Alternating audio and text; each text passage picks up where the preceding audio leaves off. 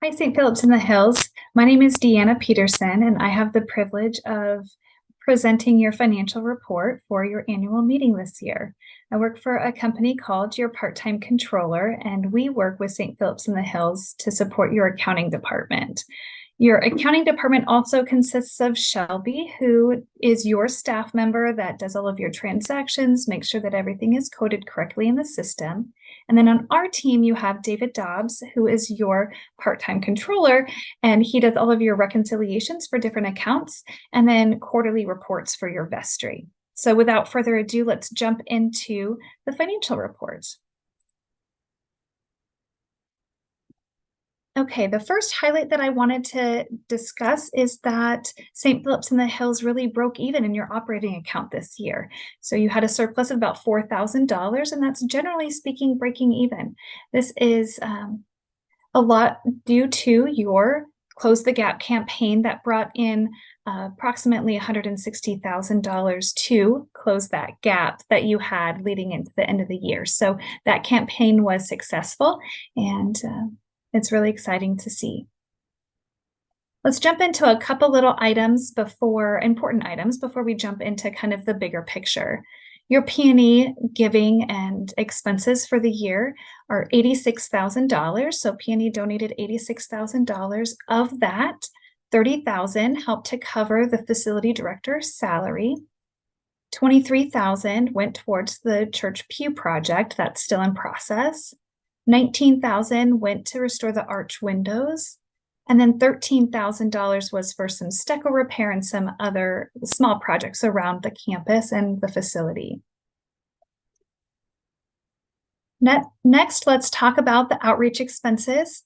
So you had a total of $98,000 of outreach expenses, comprising $18,000 from your operating budget, some food pantry, and then PCI CEO expenses. $60,000 from Beloved in the Desert, and then you had $11,000 from donor restricted funds, and then $9,000 that were transmitted to other organizations. So people gave through St. Philip's in the Hills to give out to other organizations to support their mission.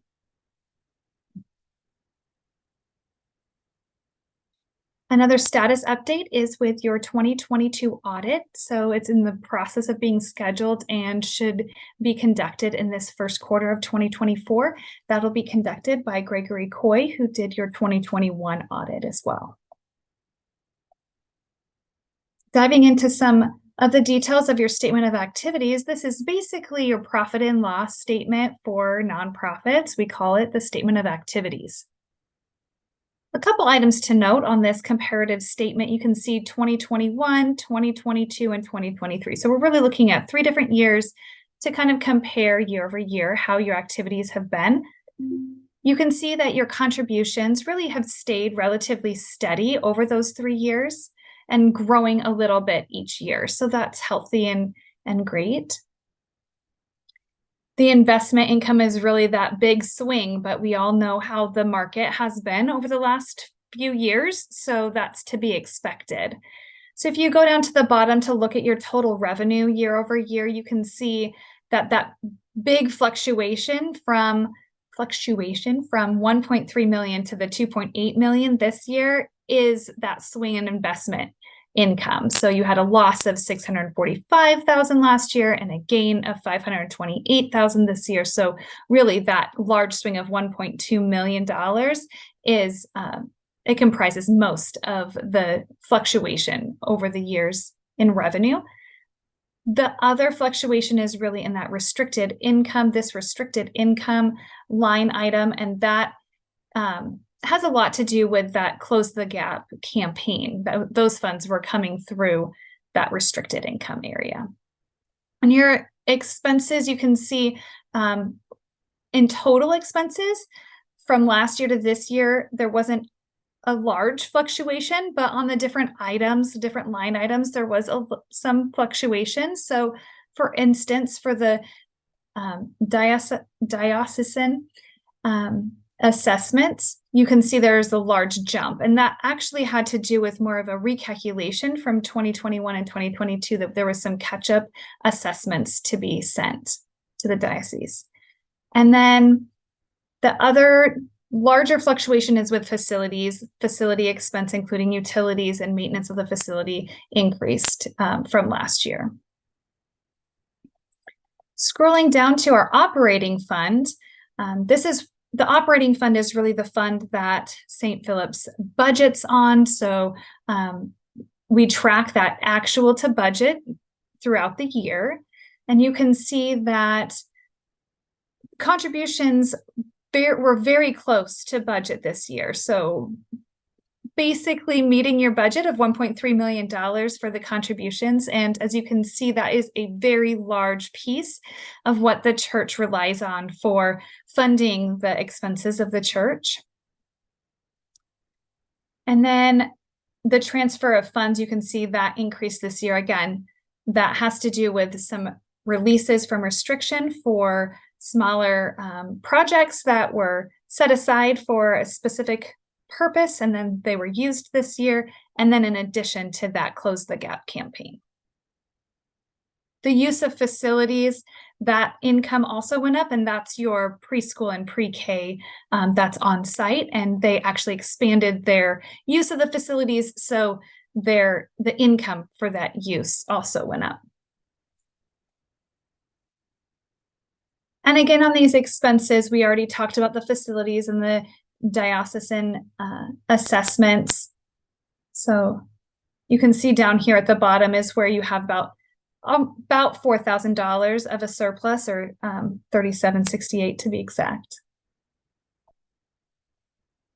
The next thing that I want to highlight is really your statement of financial position. This is the balance sheet for a nonprofit. It shows your assets and your liabilities, and then your net assets. You can see that the cash and cash equivalents for the church increased by around $99,000 this year. And then your investments also increased, but we talked about that earlier with the investment income and the market fluctuations, the positive fluctuation in the market this year. Your liabilities are really just your bills that you received in December and you'll pay in January. So they're very kind of immaterial. And then we get into your net assets. And your net assets section is really kind of like an equity section for a nonprofit. It's really broken out in two different buckets. We've got our net assets without donor restriction, which is your unrestricted, your operating net assets, and your vestry designated. And then you've got net assets with donor restriction, both temporary, so for a purpose, a specific purpose, or permanently, like your endowments. And we actually break out those net assets monthly, and we track each individual fund. So the vestry might set aside specific amounts for different funds and put additional funds into those, or expend funds from those different buckets, basically. Likewise with your donor restricted. And as you can see, there are a lot of little funds, but we track them on a monthly basis, all of the income coming in and all of the expenses. One of the things to note when you're working with a church and a nonprofit, we do have to track restricted funds as they come in. And it's really important when somebody gives money, at least best practice, is when somebody donates to a specific cause, specific purpose, the next funds that go out for that purpose should be using the funds that have been donated for that purpose. So you want to use your restricted funds before you dip into your operating funds. This just helps you have a lot more flexibility with your operating funds that aren't set aside for a specific purpose, so that you can address any emergency or unexpected expenses as they come, and then you're really utilizing the funds that are restricted for a ministry or for a purpose for that cause.